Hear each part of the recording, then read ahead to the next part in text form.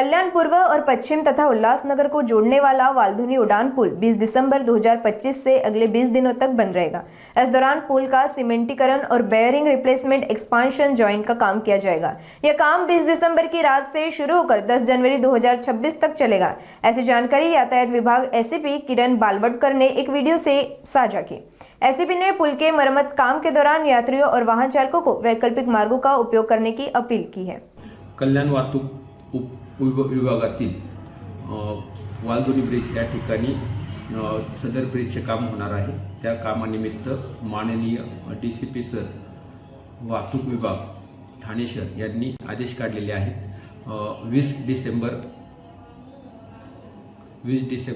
ते 10 जानेवारी 2026 पर्यंत सदरचा आदेश सर्व वाहनांना त्या ठिकाणावरून प्रवेश बंद राहणार आहे।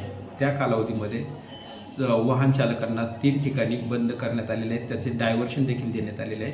ते पुढील प्रमाणे कल्याण पूर्वेकडून स्वर्गीय आनंद दिघे ब्रिजवरून कल्याण पश्चिमेकडे वाल्धुनी ब्रिज मार्गे येणाऱ्या सर्व वाहनांना सम्राट चौक येथे प्रवेश बंद करण्यात येत आहे।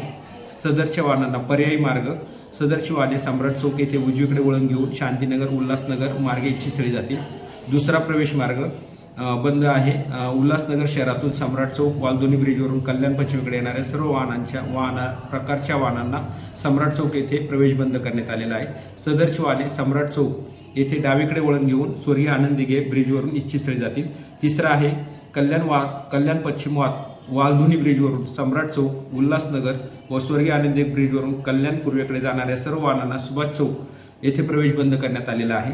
पर्याय मार्ग सदरची वाहने सुभाष चौक येथून सरळ कर्णिक रोडने प्रेम ऑटो मार्गे उजवीकडे वळण घेऊन शार्ड ब्रिज मार्गे इच्छितस्थळी जातील। सदर आदेशाच्या कालावधीमध्ये पोलीस वाहने फायर ब्रिगेड आणि रुग्णवाहिका अत्यावश्यक सेवेतील वाहनांना वगळून राहणार आहे।